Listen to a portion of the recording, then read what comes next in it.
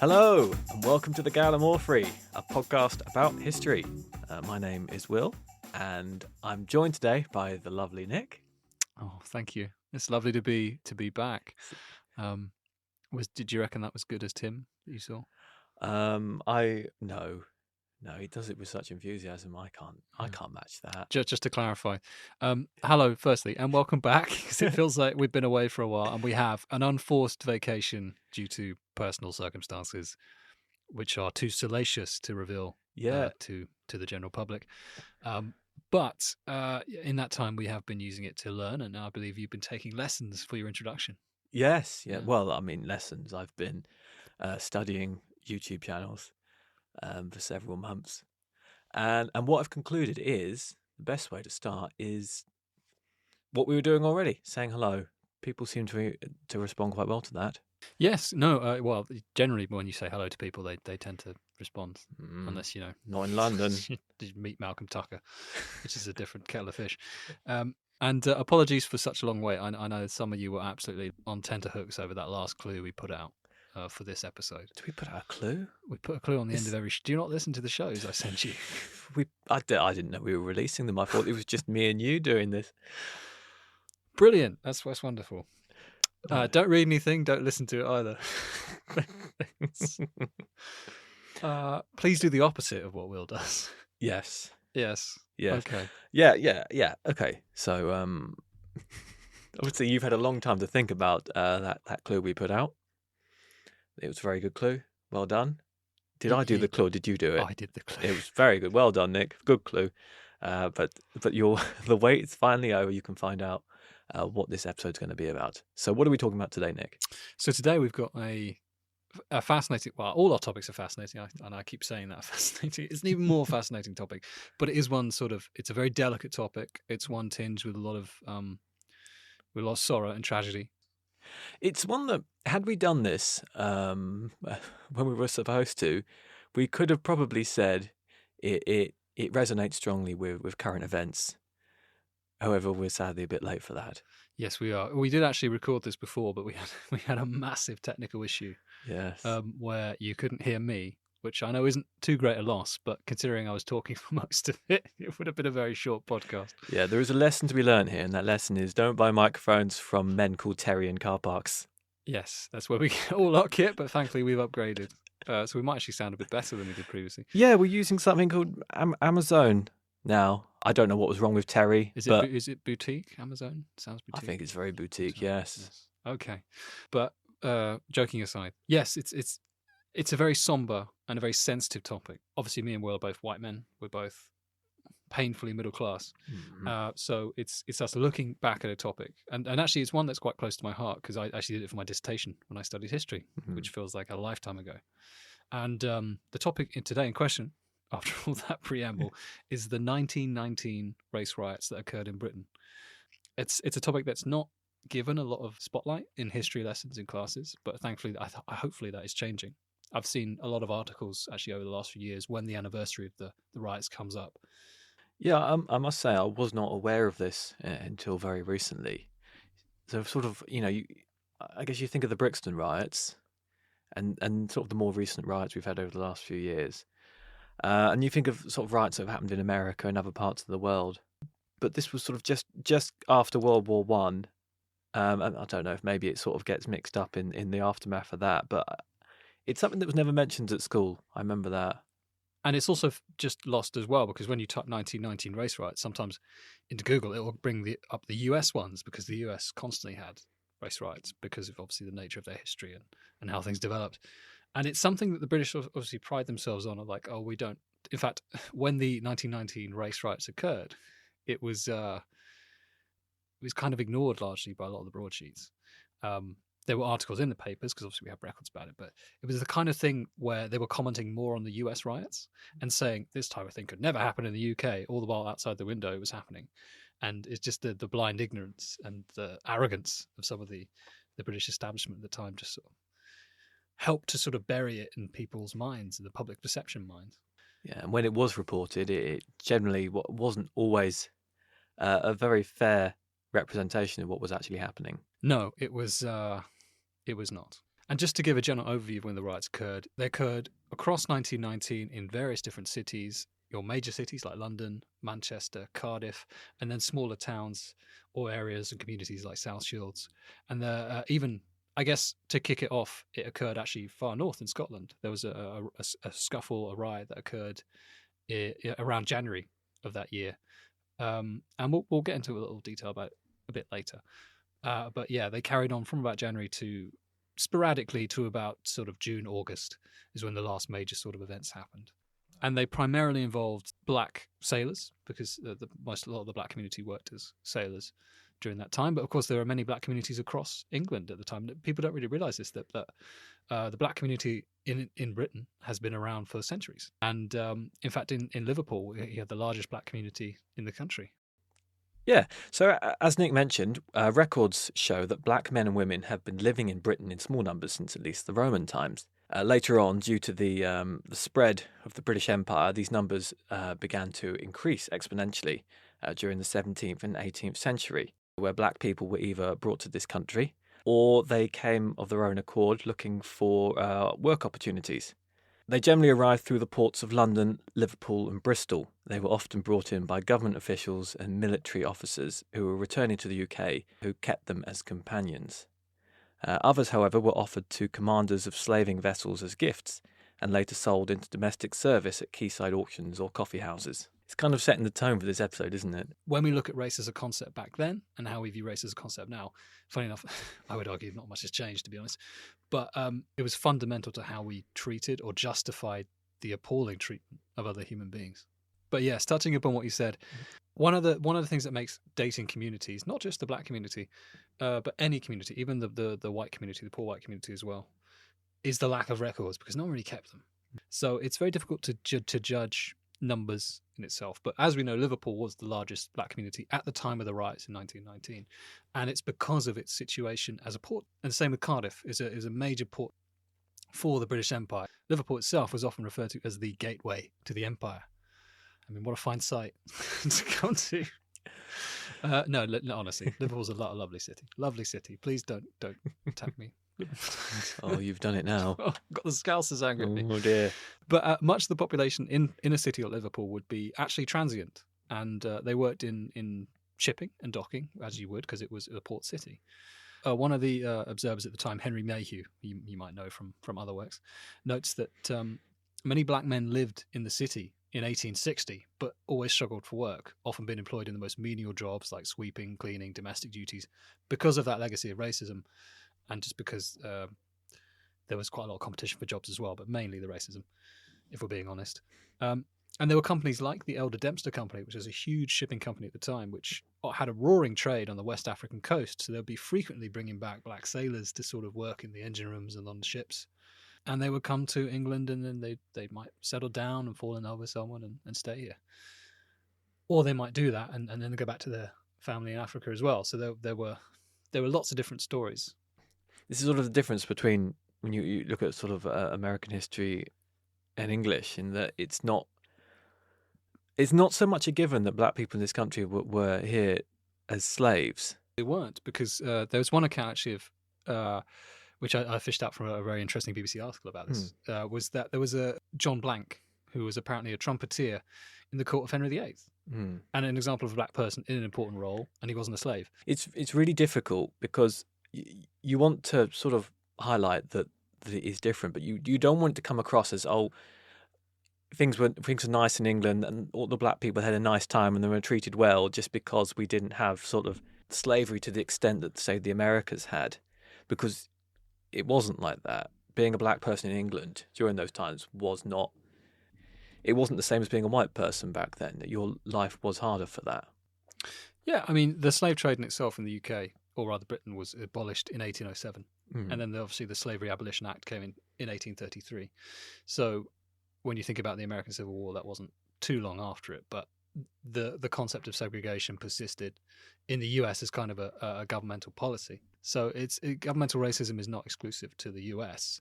It's more subtly done in the UK than it is overtly done in the US. Yeah, and there was still that element of racism and of, you know, being different and maybe better among the English population as well. Even though it wasn't institutionalized quite like it is in other places, there was still this idea among the British people that to be black was to be different. Yes, and it's funny enough. There's a really interesting character called Ernest Mark, who was a sailor from Sierra Leone who basically travelled the world, and he wrote an autobiography, telling the story of his amazing life. And I'd imagine some of it's quite exaggerated to a degree, but he seemed to get into a lot of trouble wherever he went because he was black. And he said something quite poignant when he said, "Race hatred must be a terrible thing. I thought to be vindictive to a total stranger who had done no harm was absolutely incomprehensible to me." And he's right. It doesn't make any sense. But it was the prevailing thought at the time. And that's mainly because of race as a concept. And race itself has become as much a cultural concept as a supposedly biological one, especially during the Victorian period when you have the development of all these ideas that lead to things like eugenics, which then lead to things like the Holocaust and genocide. And it's never it's a really horrible line of thought to go down. But if anyone ever read anything like Jack London or indeed just picked up Dickens, you could see that British society within the Victorian era was an incredibly regimented and divided place. It was built on ways to divide people, not just through the colour of their skin, but through their nationality, their wealth, their status, their birth. I mean, if you think back only 40 years in this country, probably about 40, 50 years, I'm trying to think about 60s, 70s, you could walk past boarding houses and it would say, no blacks, no Irish, no dogs. The concept of the Irish being a sort of subhuman species was rife in the Victorian era as well, and that kind of got supplanted by the black community taking their place as a sort of subhuman species. And that's why things like slavery and the appalling treatment of black people were sort of justified, because they weren't seen as human. Yeah. Which is just insane to think about, but it's just the prevailing idea at the time. So race as a concept is kind of nonsense, really. It's something that's been around for so long, and people have tried to kind of find meaning in it to the point where it's kind of developed its own meaning. But it's sort of artificial. Biologically, there's barely any difference, if any, between one race of humans and another race. There was actually a study performed by the Human Genome Project which confirmed that the genomes found around the globe are 99.9% identical in every person. I think this was a study conducted around 2018, but just before that in 2014, more than 130 leading geneticists condemned the idea that genetic differences account for all the differences that occur in the world, because some of the racist insults hurled at different communities are, why aren't African communities more developed? Why aren't these communities more developed? Are they not as smart as us? And that is a perception that exists. Like, a lot of people won't employ minorities because they think of them as more, they think of them in more manual positions, which is just wrong. I mean, you look at the sports teams today, and a lot of athletes are black, and that's just because they've been forced down those career paths, because the chance to advance to, say, scientific roles, financial high-up roles is very limited. It's a very limited pool because white people employ white people. Yeah, it would be nice to think that we, as a race, the human race, have progressed and that things are getting better all the time. But I don't know. It depends on your perspective, really, doesn't it? Yes, and that's the problem. Yeah. Depends on your perspective. But anyway, to bring it back to our actual topic today of the 1919 race riots, we should probably actually talk about. Oh, yeah. So we're looking at these riots through the lens of race, and we have spoken quite a bit on race so far in this episode, but there were quite a lot of different factors at play, according to multiple historians. These cover sort of economic, social, and political. It's also important to note that these events occurred just after the First World War. This was a time of major upheaval for the whole world.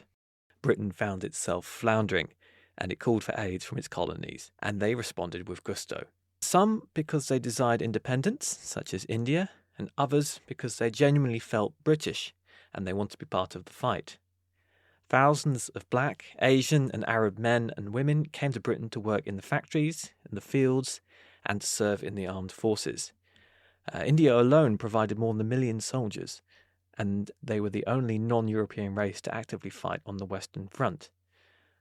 Black servicemen, while many did volunteer, were confined to support roles, and they mainly fought in Africa. Yes, many minority communities were asked to support the war effort in service roles or supplementary roles. And one of the reasons why black servicemen weren't preferred in fighting roles was because the concept of black men killing white men was absolutely abhorrent to every major government. They just didn't like the concept. I mean, you can obviously deduce why based on the outline of racial thinking at the time. But yes, they had these support roles, and a lot of them served in possibly some of the most dangerous. I mean, not that the front line of the war was not dangerous for men, but a lot of them served, particularly the black community, served in quite dangerous roles at sea, because obviously shipping was a major source of casualties during the war because both sides wanted to disrupt the supply lines. So a lot of black servicemen died serving on ships and boats that were sent to send supplies to the front line. In fact, some of these ships were specifically designed to lure U-boats and act as distractions, and these were called Q ships. And they were specifically designed to draw submarines to the surface to attack them. It's absolute suicide, yet people volunteered for this. They served on these ships with distinction because they believed they were serving the British Empire, because they believed they were British. And the British Empire was incredibly successful, in the same way that the Roman Empire was successful, in instituting the idea of being British. It's crazy. I'm not saying all of these ships were exclusively crewed by black people. They were crewed by multiracial communities, predominantly white actually, but black servicemen did serve mostly on ships as well. But it is absolute madness. But the cost of life to the higher ups, whether you were black or white, as long as they were winning, didn't really matter. It's good to point out that in World War One, casualties totaled, I mean, the estimates are not fully confirmed because you never know how many you're lost, because again, not everything was properly kept because it was a massive war situation. But they estimate somewhere between 8,500,000 to over 1 million British wartime casualties, and that's not including civilians, compared to say about 350,000 in World War II, which is a massive decrease when you think about it. So there's a lot of people that died. So we have these colonial subject communities which are volunteering to come to Britain to help with the war effort.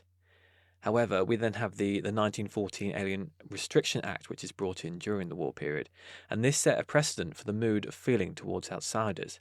It allowed immigrants to be deported at the behest of the Home Secretary and prohibited immigrants from landing entirely on British shores.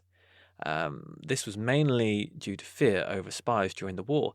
But I think if you sort of look at sort of what's happening in Britain at the moment, you might draw a few parallels. I couldn't possibly comment. Yeah. But yes, it's the idea of so the Alien Restriction Act was kind of, it set the mood, as you said, of this negative feeling towards outsiders, which permeated around the public. But then they sort of changed tack and said, we're losing this. Quick, get all the outsiders in that are part of our empire to help us. So they kind of reversed their feeling, relaxed all the laws, kind of a bit like how they did, with Brexit, and like they needed lorry drivers. Suddenly, all the rules went out the window because we need you. But as soon as we're done with you, you can go back home. We don't want you here. And that's essentially the same situation that played out with the colonial subjects that came in during the war, worked and died, and then who was left was just told to bugger off, basically. So as Nick said, there was an influx of different people which led to a rise in prejudice, and when the war ended, many of these were expected to go back where they came from. Before the war, however, a committee on distressed colonial and Indian subjects found that 3 out of 5 distressed black people were sailors. This was due to the fact that owners preferred to hire white men and proposed to repatriate the black people to the colonies, though they were not sure who would pay for this. In fact, in Liverpool in the spring of 1919, over 120 black workers who had taken up jobs in sugar refineries and oil cake mills had found themselves out of work as the white workers returned from the war and had refused to work alongside them. Despite an influx in black immigrants, they were a significant minority still, and they were often segregated into ghettos. For instance, Butte Town in Cardiff was once such a place. It was derogatively referred to as an offensive word, which we can't really mention. Butte Town itself is in an area known as Tiger Bay, which was named after prostitutes who went on the prowl, rather than any racial connotation. But it just shows you the sort of areas that the minority communities were confined to, often the worst areas, the slum areas, the areas with terrible reputations. They couldn't possibly live anywhere else. They weren't allowed to. So now we have the background of Britain. Just after the war, we have the background of the black community within Britain. And not just the black community, the Arab community, the Asian community were also attacked and involved in this, but to a far lesser extent than the black community, who were just perhaps, I mean, some historians have just argued they were more visibly different, which is why they were attacked a bit more. So we have this background set.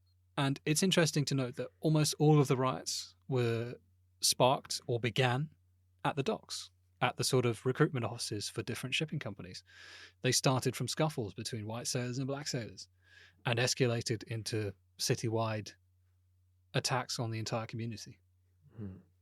So the first one actually, you could argue, is like a prelude to the riots, began in 2018, at the end of 2018, in South Shields, where Arab workers were sort of assaulted by white sailors outside the Mercantile Marine Office. I said 2018. 2018. Sorry. I said 2018.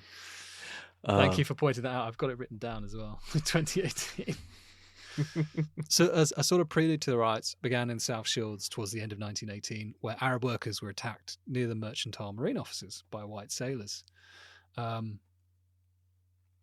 then in Glasgow in 1919, just 8 days before the famous Battle of George Square, which was a demonstration organised by the Clyde Workers' Committee to support the 30-hour week movement. African and Asian workers, also veterans of the First World War and frequently consider themselves patriots of the British Empire, were targeted.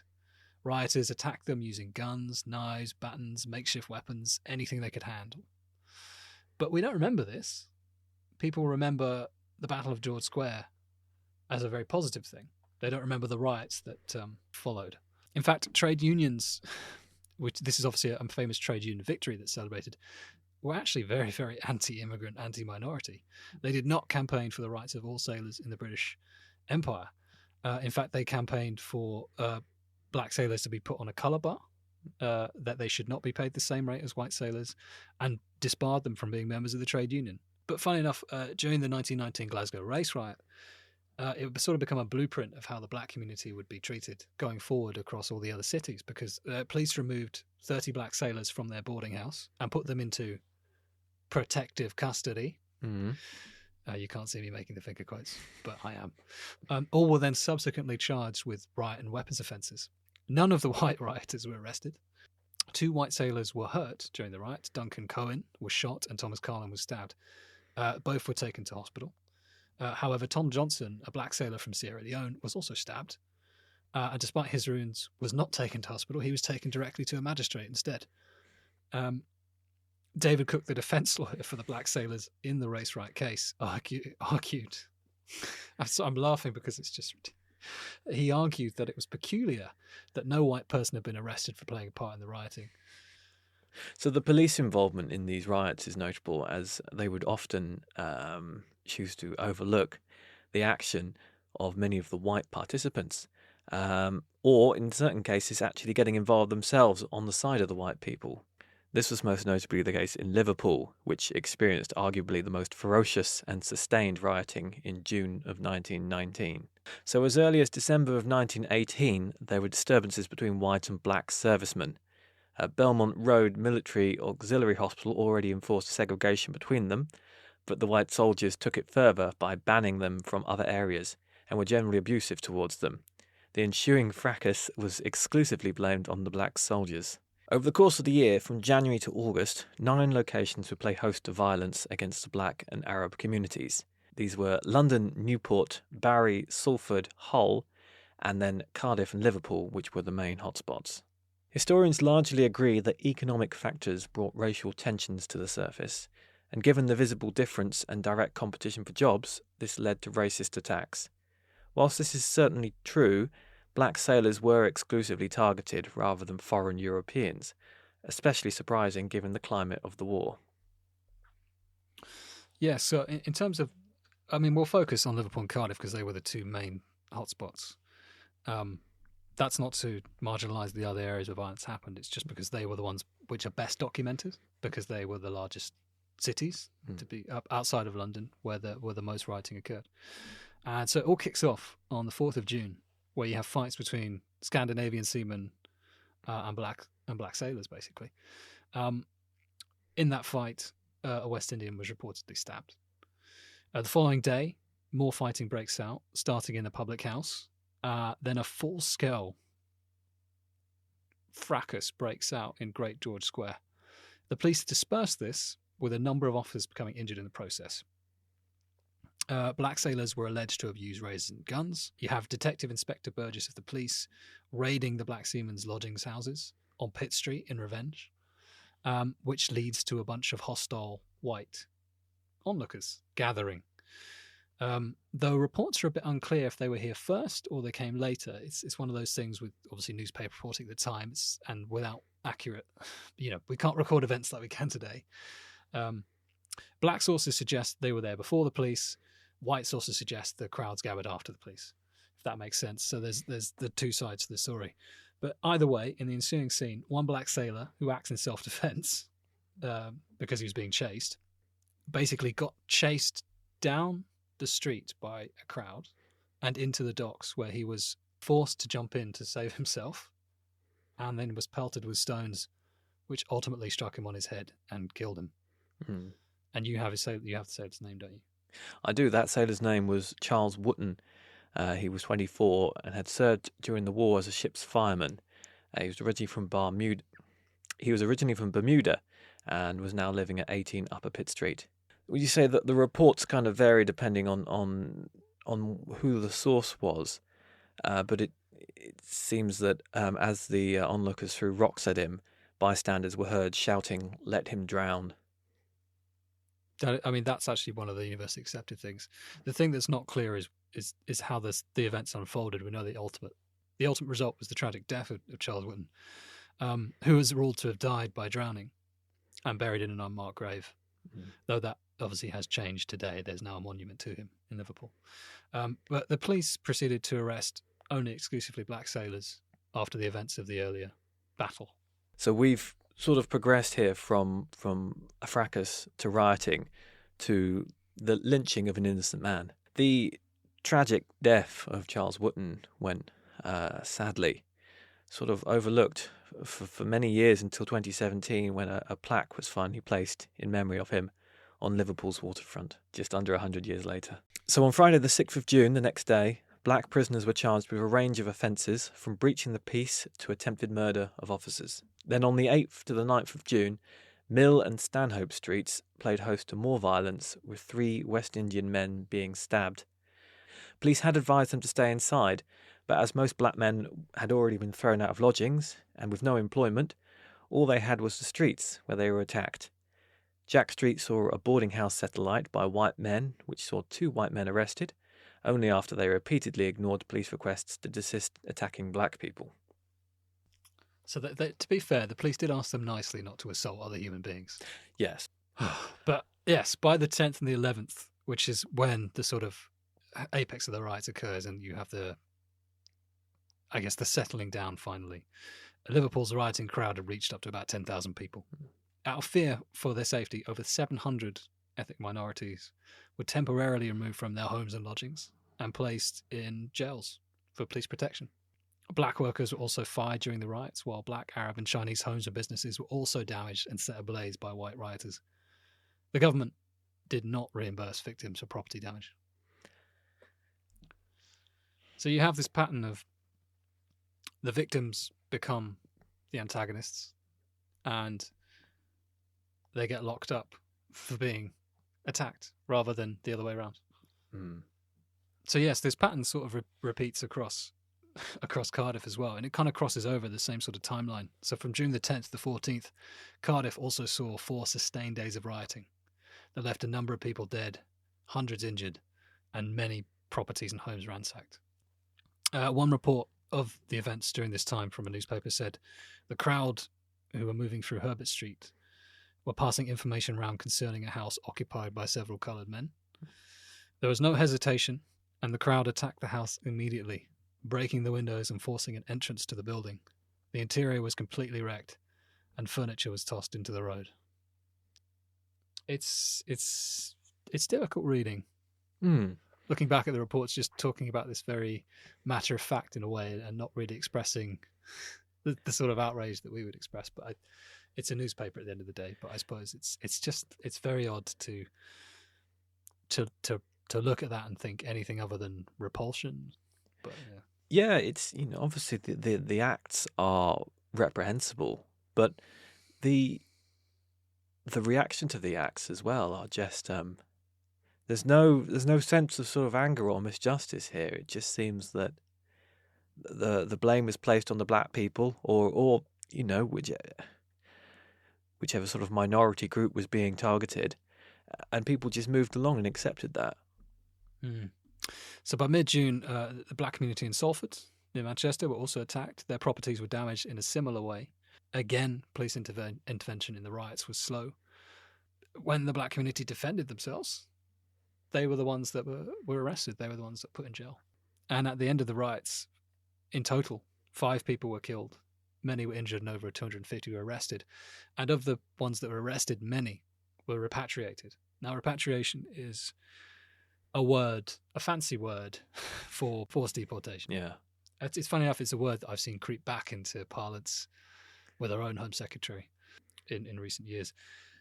But yes, these riots, we could go into so much detail about the events, but I think it's probably better to talk about the prevailing attitudes of the time and just sort of go over the details which we've done. Racism was something that permeated at every level, even relationships were very difficult. We've talked a lot about the resentment felt by certain people in the white community about working alongside black people, and the competition for employment and for homes. But the antipathy goes deeper than that. There's also reports, when we look at sort of the reporting from Cardiff, of there being prejudice against white people who marry black people. David Williams, who was the chief constable of Cardiff at the time, openly disapproved of young girls being allowed to admire what he called black beasts. And it's understandable to look at these events and go, from a historical perspective, you can argue, why did this happen? Fundamentally, it comes down to competition, economic competition between people. People were starving, they wanted jobs, they attacked anyone that looked different to them. But that in itself makes racism a root cause. Fueled by economics, but still a root cause. But there were many different layers to this is a weird analogy, but there were many different layers to this racist onion. It wasn't just about economics, it was also about a cultural feeling.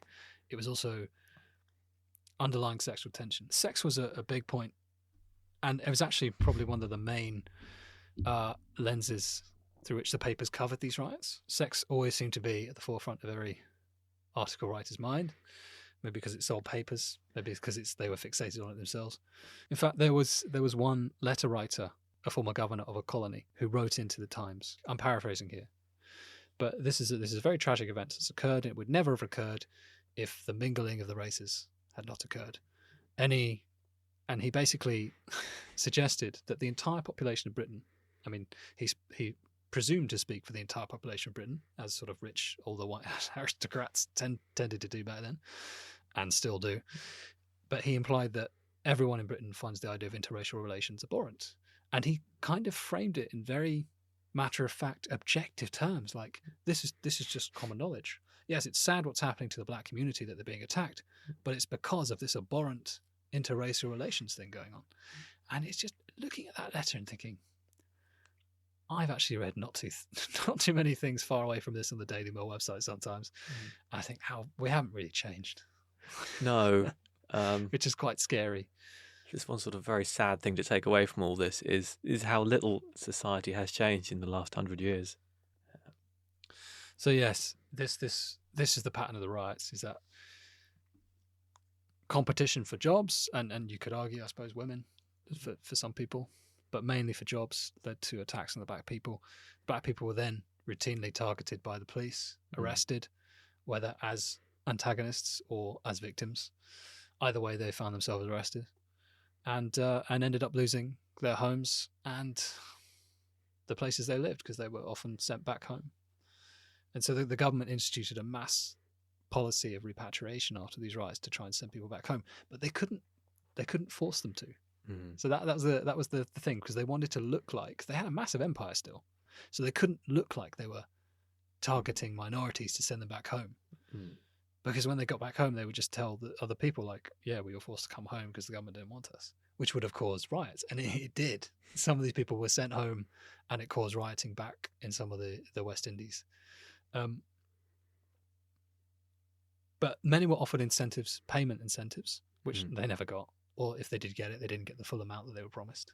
So they were literally paid to go back home, but not paid in some cases. I suppose once you've gone, it was probably almost impossible to come back again. So there wasn't much recourse if you didn't get the payment you were promised. Exactly. And worse still, those with families, those who had white partners, white women, were effectively separated, as the government refused to sanction, say, a white woman moving to somewhere like West Africa, even if they had a baby. So they were literally splitting up families. It's crazy. And just to actually put a figure on that, because I've got it here, the government offered to repatriate people for a settlement between £2 to £5, plus an additional £5 on disembarkment at the other end. So between 1919 and 1921, an estimated 3,000 black and Irish seamen were removed from Britain under the repatriation scheme. Shipping companies that employed anyone from the West Indies or African communities also aided the state by firing their black labourers and returning them back to their homes.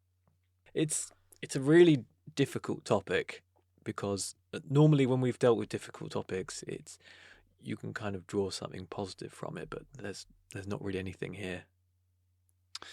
I think that's it. I mean, black sailors were seen as this massive threat to the economic safety of white sailors' livelihoods, but they were paid less because they were discriminated against and because unions told companies to pay them less. It's the same pattern you have about immigrant workers today, because they're coming here lowering wage rates. It's like, well, it's because companies are choosing to pay them nothing, and because their lives are better here, even with those low wages, and because they want to live here. You have the same patterns replicating themselves in industry today, where companies and governments blame immigration for lowering wages without really addressing the root cause of their own greed. They sort of become an easy target if you target a minority group that can't necessarily fight back. Exactly, but also the fact that many companies didn't actually want to employ black people, even if they were cheaper anyway, because they were just inherently racist. So they weren't particularly a threat. Yeah. So these attitudes, I think initially it sounds like it was sort of a working class thing, the dock workers and things, but it was present from the top down, these attitudes in society. And eventually the British Empire replaced the idea of being British as an everyday empire thing in 1948, where until 1948, effectively a black sailor from Sierra Leone was technically just as British as John from Glasgow. But they changed that in 1948 to create a distinction. That wasn't that long ago. No. So they were no longer a subject of the British Empire. They were a subject of a colony in the British Empire. So that was our episode. Quite a somber topic there, I think, and sadly one without really any kind of happy ending. But sometimes that's history for you. What have you taken away from this one, Nick? Well, it's as I mentioned at the start, it's a subject I studied at university level because I just find the concept of sort of hating someone based on the colour of his skin is just ridiculous to me. So I wanted to look at the root causes of it all, and history will give you a lot of examples, as we said, like economic, political, social. It's the one thing to take away from it is just that humans will hate other humans, and I guess I'm a bit more pessimistic about the future of humanity going forward. But being human is about fighting against being human in a way, because you're sort of rising above all the pettiness and the hatred. It's something that I'd like to think humans will one day grow out of, but I'm sure people have said the same things in the past, and we've failed to really do anything about it. Yes, and although this podcast will be titled "The 1919 Race Riots," we've actually probably spent more time talking just about the general atmosphere of racism and the concept of race and Britain as a whole during the time, rather than focus on the meat and veg of the riots themselves. And I think we've touched upon the events and we've mentioned those involved, and we could have gone incredibly more in depth and more detailed. But I think the important thing is understanding that sort of atmosphere at the time, because in the end, that's what drove the riots to happen. It wasn't just any old reason for it. There were economic root causes to it that were influenced by political reasons and social reasons, but primarily the people that suffered because of their race, nothing else. Of course, I'd imagine other historians will, and most definitely will, disagree with me. It's when you have white foreign sailors not being attacked, not facing discrimination over black sailors who were, for all intents and purposes, British black sailors, it does suggest what the reason for that abuse and assault is. I think it's an interesting exploration of identity, because you had one section of society who viewed one as a clear outsider, and the other section of society who very much saw themselves as part of that society, but were excluded from it for reasons of skin color. Yeah. And it doesn't just come down to the black community, it comes down to the Arab community as well, the Chinese community, any ethnic minority community. Yeah. And it still occurs today. You still have, like I heard on the radio the other day, like someone complaining about they moved away to get away from brown people, basically. So they moved from London to Essex to get away from brown people. I thought, how can you say that in this day and age? How can you even think that? Not let alone say it, but think that. It's just like, why is that even a thought? Why does that matter? Yeah, but you even hear when people, I've known people who move down to Spain, and they say, I love it here, but there's too many Spanish people. And well, it's the same people that it's that age-old trope, isn't it? It's like the speak English brigade, and then they go and live in Spain, and they don't bother to learn language. Yeah, it just seems to be sort of hardwired in some people, this hatred of anything which is different. It just makes me think of that Nigel Farage quote. He says, "I feel uncomfortable when I hear someone, was it speaking Bulgarian on the train, or I can't remember what the language was, but he was just like." And he was trying to normalize that, saying it's okay to feel uncomfortable about not hearing English. It's like it's just silly.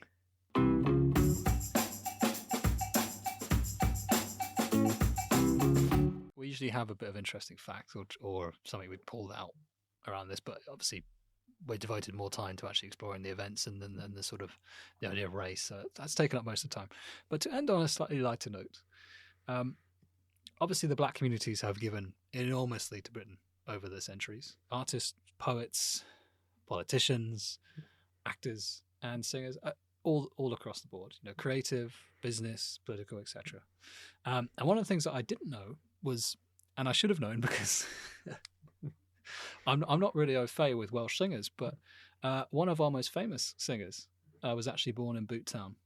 Not around the riots. She's a little bit younger than that, but about 2 decades later, and that was Shirley Bassey. Comes from Boot Town in Cardiff. I didn't realise that. No. She was Goldfinger. Was that Shirley Bassey?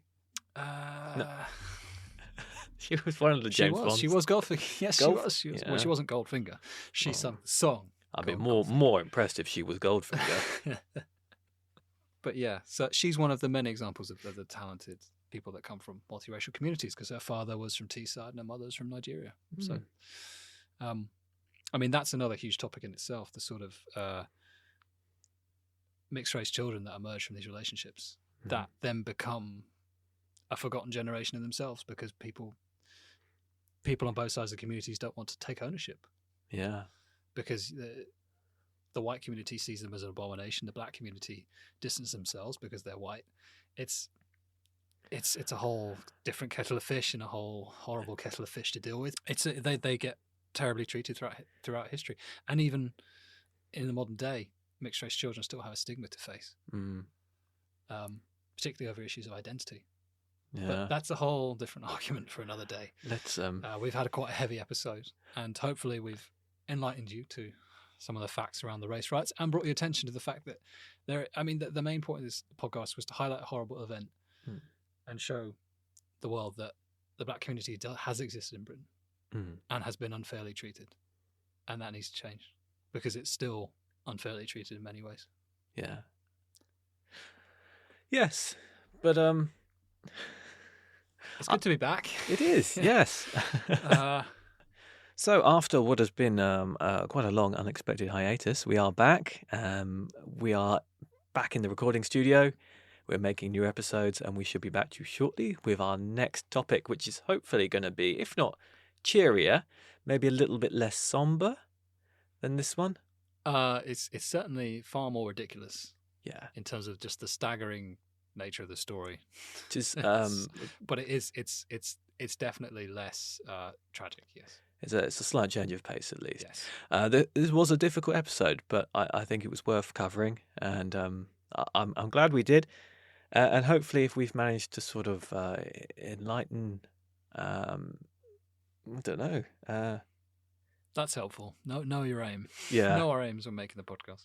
If we've managed to sort of maybe make people more aware of where am I going? I don't know. Elucidate and highlight the key issues. That's fancy talk. That is of the day that are reflected in past historical events. That is smart people talk. That is smart people talk. Yeah. Hopefully, we've made people more aware of these events, and how some of these attitudes have carried on to the present day, almost 100 years later, over 100 years later. Yes, it's over 100 years later. Losing track of time here. And that's it. We look at history to learn lessons from the past and to look at the issues of the day, which are often reflected in the current day. And given the events of the last few years, I can say these issues are as relevant as ever. But thank you for listening, and thank you for your patience and putting up with us during what was quite a long wait. Yes, thank you to all 5 of you. Yes, 5. No, there's more than 5, but I'm being self-deprecating. There's at least 7. Oh, 7. Yeah, They've gone up. Brilliant. But there's my mum, your mum. My mum doesn't listen. She's you still doing that thing? Does my cat count if he's listening in the background? No. Okay, not 6. unless he has his own Spotify account. 6 then. 6. Good round number, okay. That one. Brilliant. We'll be doing a sort of mini reboot where we'll probably be coming to you once a month rather than over a season. Yes. So because we're just tired. I know. Life is tiring, especially in your 30s. Don't tell them how old we are. We're supposed to be young and hip. As an 18-year-old, I feel very weary. The funny thing is, I've known you for so long that when you were 18, you said that when you were 18. Yes. Still sounding like a 60-year-old. Yeah, so we'll try and fit more episodes around our A-levels, which we're doing when young people do A-levels.